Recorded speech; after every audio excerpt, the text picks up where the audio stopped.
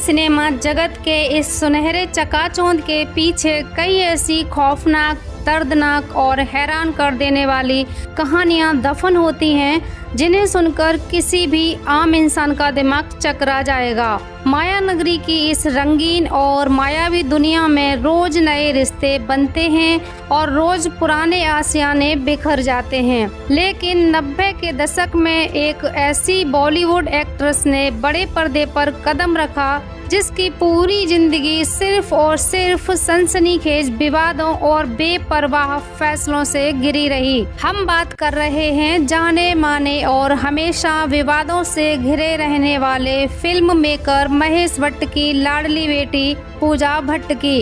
एक ऐसी अदाकारा जिसने अपने पूरे फिल्मी करियर में शायद उतनी हिट फिल्में नहीं दी जितने कि उनके नाम के साथ बड़े बड़े अफेयर्स और अनगिनत विवाद जुड़ते चले गए। महज 16 साल की मासूम उम्र में भयानक शराब और नशे की लत में पूरी तरह डूब जाने से लेकर अपने ही सगे पिता के साथ एक मैगजीन कवर पेज के लिए दिए गए उस लिप लॉक किस वाले खौफनाक फोटोशूट तक पूजा भट्ट की कहानी में हर मोड़ पर एक नया बवंडर खड़ा हुआ है। आज हम आपको भोली भाली और क्यूट दिखने वाली पूजा भट्ट की असली जिंदगी के कुछ ऐसे काले पन्नों और अनसुलझे राजों से रूबरू कराएंगे जिन्हें जानने के बाद आपके होश उड़ जाएंगे।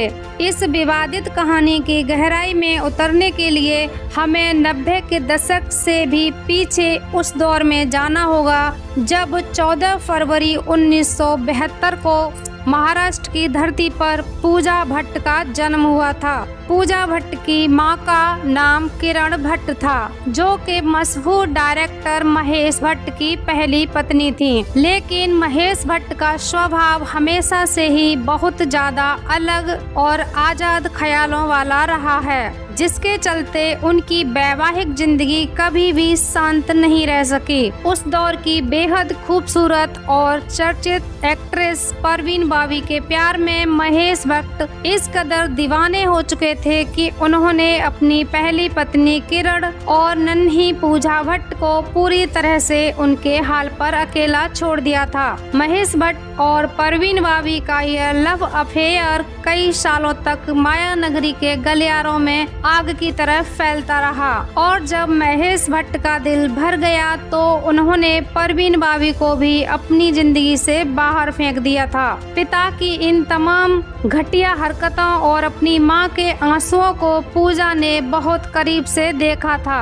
जिसकी वजह से बचपन से ही उनके बाल मन में अपने पिता महेश भट्ट के प्रति बेहद नफरत और गुस्सा घर कर चुका था। हालांकि घर में रोज होने वाली बड़ी बड़ी फिल्मी पार्टियों, नामचीन सेलिब्रिटी के आने जाने और कैमरे की इस ग्लैमरस दुनिया को देखकर पूजा के मन में भी एक बहुत बड़ी फिल्म स्टार बनने की चाहत जाग चुकी थी। पूजा अपने पिता की अय्यासियों और आदतों को बिल्कुल पसंद नहीं करती थी, लेकिन वे यह भी अच्छी तरह जानती थी कि बॉलीवुड का हीरो बनने का उनका सपना सिर्फ उनके पिता की मदद से ही पूरा हो सकता है। महेश भट्ट ने भी अपनी नन्ही बेटी से वादा किया था कि वे उसे इंडस्ट्री की सबसे बड़ी हीरोइन बनाएंगे और आगे चलकर महेश भट्ट ने अपना यह वादा निभाया भी। साल 1989 में जब पूजा भट्ट महज 16 साल की थी तब महेश भट्ट ने अपनी फिल्म डैडी से उन्हें बॉलीवुड में पहली बार लॉन्च कर दिया। इस फिल्म में 16 साल की पूजा भट्ट से बेहद बोल्ड और सेंसिटिव सीन्स कराए। इस फिल्म से पूजा भट्ट को क्रिटिक्स की तारीफें तो मिली और उनकी बॉलीवुड में एंट्री भी हो गई, लेकिन यह फिल्म पूजा को रातों रात सुपरस्टार बनाने के लिए काफी नहीं थी। महेश भट्ट अपनी बेटी को किसी भी कीमत पर टॉप पर देखना चाहते थे, इसलिए उन्होंने साल 1991 में आमिर खान के साथ मिलकर फिल्म दिल है कि मानता नहीं का निर्माण कर दिया। यह फिल्म बॉक्स ऑफिस पर ऑल टाइम ब्लॉकबस्टर साबित हुई और इस फिल्म के लिए पूजा भट्ट को बेस्ट एक्ट्रेस का प्रतिष्ठित अवार्ड भी मिला। दिल है कि मानता नहीं फिल्म की शूटिंग के दौरान ही पूजा भट्ट का झुकाव अपने सह कलाकार आमिर खान की तरफ होने लगा था और वे आमिर खान के प्यार में पूरी तरह पड़ चुकी थीं। लेकिन आमिर खान उस वक्त पहले से ही शादीशुदा थे और अपने काम को लेकर बेहद अनुशासित, जिसके चलते आमिर ने पूजा के इस आकर्षण को कोई भाव नहीं दिया और उन्हें पूरी तरह रिजेक्ट कर दिया। हालांकि इस फिल्म की अपार सफलता के बाद पूजा भट्ट के दिल में अपने पिता के प्रति बरसों से जमी नफरत बर्फ की तरह पूरी तरह पिघल चुकी थी और वे अपने पिता के बेहद करीब आ गई थीं। बताया जाता है कि बचपन से ही पूजा भट्ट बेहद जिद्दी, गुस्सैल और बिगड़ैल स्वभाव की लड़की थीं। महज 16 साल की कम उम्र से ही इतनी ज्यादा शराब पीने लगी थी कि उनकी कोई भी ऐसी रात नहीं गुजरती थी जब पूजा नशे में धुत न हो।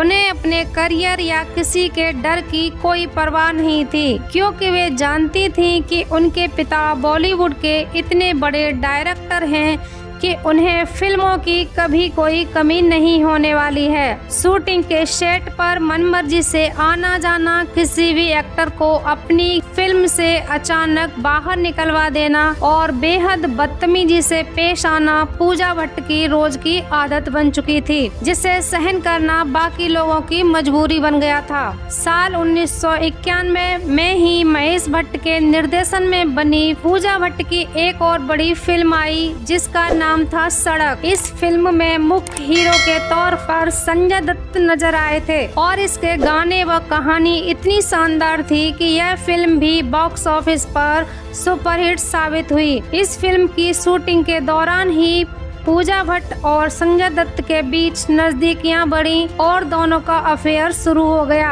महीनों तक संजय और पूजा एक दूसरे को डेट करते रहे, लेकिन जैसे ही महेश भट्ट को अपनी बेटी के इस अफेयर की भनक लगी, उन्होंने अपनी ताकत के इस्तेमाल करके संजय दत्त और पूजा का यह रिश्ता हमेशा के लिए खत्म करवा दिया। लेकिन पूजा की जिंदगी का बड़ा विवाद तब खड़ा हुआ जब महेश भट्ट ने अपनी ही सगी बेटी पूजा भट्ट के साथ लिप लॉक किस करते हुए एक मैगजीन के लिए बेहद आपत्तिजनक और शर्मनाक फोटोशूट कराया। जब यह मैगजीन छपकर बाजार में आई तो पूरा देश और समाज इन बाप बेटी की इस घिनौनी हरकत पर थूक थूक करने लगी। हर तरफ अखबारों में महेश भट्ट को समाज से बाहर करने की बातें होने लगी। बवाल तब और ज्यादा भयानक रूप ले चुका था जब एक प्रेस कॉन्फ्रेंस में मीडिया रिपोर्टर ने महेश भट्ट से इस किसिंग फोटो के बारे में सवाल पूछा। तब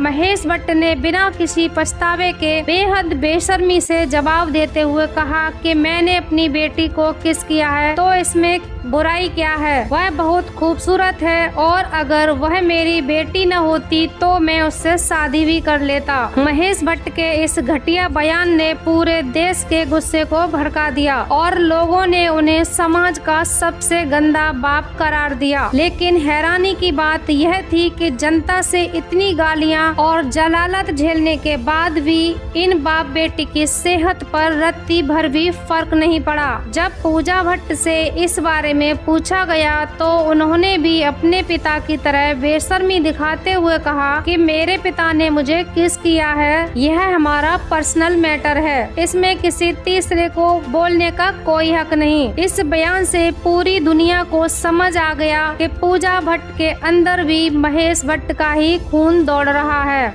इस भयंकर बदनामी के बाद भी पूजा भट्ट की फिल्में लगातार आती रहीं, जिनमें फिर तेरी कहानी याद आई, जानम, जुनून जैसी कई हिट फिल्में शामिल थीं।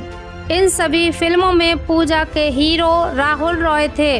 हमेशा की तरह पूजा भट्ट इस बार भी अपने हीरो राहुल रॉय के प्यार में पड़ गयीं और दोनों सीरियस रिलेशनशिप में आ गए। राहुल रॉय को भी महेश भट्ट ने ही फिल्म आशिकी से रातों रात स्टार बनाया था, लेकिन जब महेश भट्ट को पता चला कि उनकी बेटी पूजा और राहुल राय एक दूसरे से शादी करना चाहते हैं तो महेश भट्ट से यह बर्दाश्त नहीं हुआ।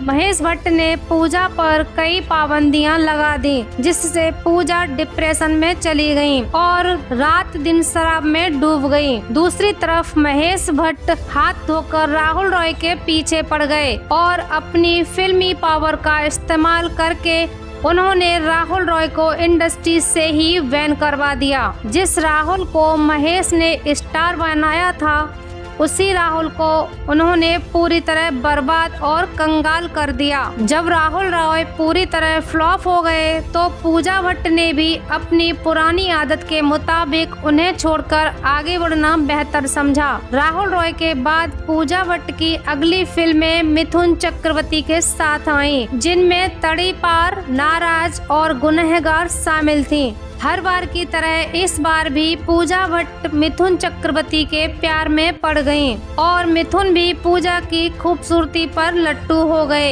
महेश भट्ट मिथुन चक्रवर्ती का कैरियर तो बर्बाद नहीं कर सकते थे, क्योंकि मिथुन उस दौर के बहुत बड़े सुपरस्टार थे। इसलिए महेश भट्ट ने एक नई चाल चली और मिथुन की पत्नी को पूजा और मिथुन के अफेयर की सारी बातें बता दी। मिथुन की शादीशुदा जिंदगी में ऐसा तूफान आया कि उनकी पत्नी ने मिथुन को पूजा से तुरंत अलग करवा दिया और महेश भट्ट एक बार फिर अपनी बेटी का अफेयर तोड़ने में कामयाब रहे। महेश भट्ट कभी नहीं चाहते थे कि उनकी बेटी किसी और मर्द के पास जाए या उसका अपना कोई घर बसे। इस लगातार मिलती असफलताओं के कारण पूजा की शराब की लत इतनी भयानक हो चुकी थी कि अक्सर उनके दोस्त उन्हें नशे में बेहोश हालत में घर छोड़ने आया करते थे। इसके बाद पूजा भट्ट के करियर की सबसे ऐतिहासिक और बेहतरीन फिल्म आई, जिसका नाम था जख्म। इस फिल्म में पूजा ने बिना किसी बोल्ड सीन के अपनी जिंदगी की सबसे संजीदा और बेहतरीन एक्टिंग की थी, लेकिन अफसोस की बात यह रही कि यह फिल्म बॉक्स ऑफिस पर फ्लॉप हो गई और महेश भट्ट को बहुत बड़ा आर्थिक नुकसान हुआ। इसके बाद पूजा भट्ट का मन एक्टिंग से पूरी तरह भर गया और उन्होंने फिल्म प्रोडक्शन में कदम रखा। उन्होंने जिस्म, पाप, रोग और जिस्म 2 जैसी कई बोल्ड फिल्में प्रोड्यूस की। फिल्म जिस्म के दौरान ही पूजा भट्ट की मुलाकात रणवीर शौर्य से हुई और दोनों लिव इन रिलेशनशिप में रहने लगे। रणवीर शौर्य भी पूजा की तरह ही भयानक शराब पीते थे और दोनों दिन रात नशे में डूबे रहते थे। लेकिन जब पूजा का मन रणवीर शौर्य से भर गया तो उन्होंने रणवीर शौर्य को भी अपनी जिंदगी से निकाल फेंका। रणवीर के बाद पूजा भट्ट की जिंदगी में मनीष मखीजा नाम के शख्स की एंट्री हुई। दोनों ने जल्द ही शादी कर ली, लेकिन यह शादी पूजा भट्ट की सख्त शर्तों पर हुई थी कि मनीष उनकी किसी भी बात में या शराब पीने की आदत में कभी कोई दखलंदाजी नहीं करेंगे। मनीष ने 11 सालों तक पूजा की हर बात मानी और शादीशुदा होकर भी पूरी तरह आजाद जिंदगी जीती रहीं। फिर साल 2014 में पूजा ने मनीष मखीजा को भी बिना कोई बड़ी वजह बताए तलाक दे दिया और इस तलाक पर भी महेश भट्ट ने अपनी बेटी को शाबाशी दी। पूजा भट्ट ने कभी कोई बच्चा पैदा नहीं किया, क्योंकि वे अपनी आजादी किसी बच्चे के लिए खोना नहीं चाहती थी। हाल ही में बिग बॉस OTT में नजर आई पूजा भट्ट आज 40 साल की उम्र पार करने के बाद भी बिना किसी बंदिश के अपनी शर्तों पर आजाद जिंदगी जी रही हैं। पूजा भट्ट की इस बेहद सनसनीखेज, उथल पुथल और विवादों से भरी जिंदगी के बारे में आपकी क्या राय है, हमें कमेंट करके जरूर बताएं। अगर आपको यह वीडियो पसंद आया हो तो इसे लाइक करें और बॉलीवुड की ऐसे ही अनसुनी और सनसनीखेज कहानियों के लिए हमारे चैनल LED TV को अभी सब्सक्राइब करें। मैं आपकी दोस्त माधुरी सिंह जल्द ही लेकर आऊंगी एक और नई और धमाकेदार कहानी। तब तक अपना ध्यान रखें। धन्यवाद।